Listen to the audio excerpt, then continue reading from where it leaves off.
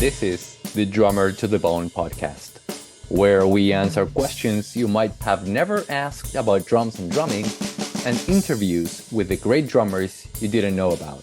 I'm Tom Sawada, co-founder of Drummer to the Bone. You can check us out at drummertothebone.com. This is episode 3. Who invented the double bass drum pedal? Well, many drummers, including myself, play a double bass drum pedal. I initially thought that DW had invented the double bass drum pedal, but after some research, I found that this was not the case. The first double pedal was very different from what we use today. But more surprisingly, the first model is still in production today. A bit of back history first. Back in the 1940s, Louis Bellson was one of the first drummers to use a double bass drum set. Maybe he was the first, but for sure, he was the one who made it famous. But something happened. For the next 25 years, double bass drum kits were, to say the least, odd. Rock and roll had displaced jazz, the swing bands were a thing of the past, and then the Beatles show up. And so every drummer in the world wanted the Ludwig Oyster Black Pearl 3-piece drum kit. So the story goes that after the Ed Sullivan show, Ludwig had to put 2 other shifts.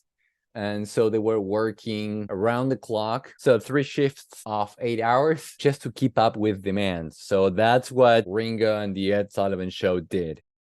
So this takes us to 1968. So now we're towards the end of the 60s, and we already have bands like The Who, Deep Purple, and Black Sabbath, which is a different type of British invasion. But of course, you have Keith Moon, Ian Pace, Billy Ward, all of them playing double kick.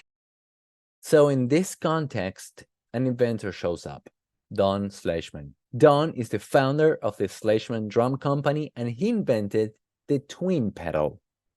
The twin pedal is quite different from the double pedal most of us are used to playing. Since when you play a double kick, you're centered between both bass drums, it was natural for Don to place the drummer at the center of the pedals, and therefore the kit. So this model back in 1968 didn't pick up a lot of steam. Not many drummers were keen on using the twin pedal, but it was only a matter of time. I love my Zildjian t-shirt, but anybody can wear a Zildjian tee. It's a household name. Anyone can wear a John Bonham t-shirt. We all love Led Zeppelin.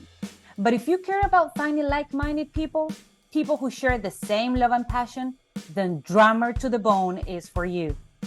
If you want 20% off your purchases, we have a secret store where everything is 20% off. All you have to do is subscribe to our mailing list.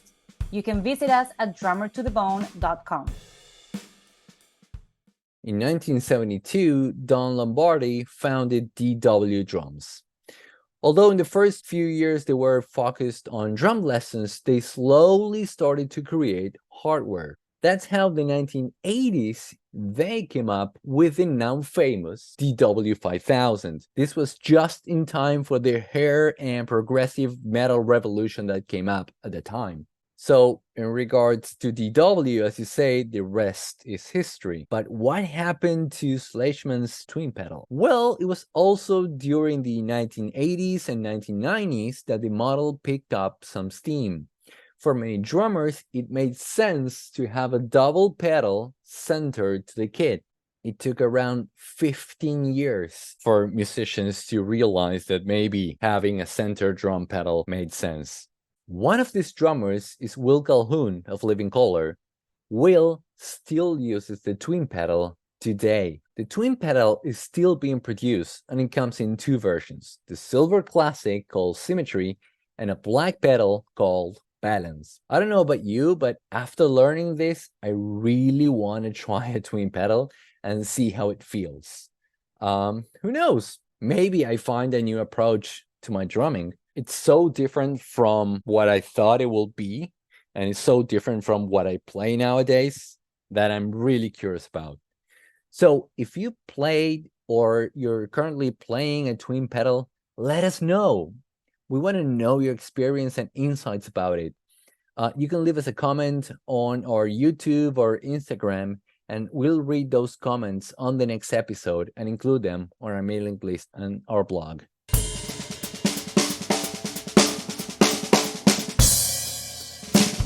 All right, so this was a short but packed episode of who invented the double bass drum pedal and what was it like. If you enjoyed this episode, please subscribe to the podcast on Spotify or Apple.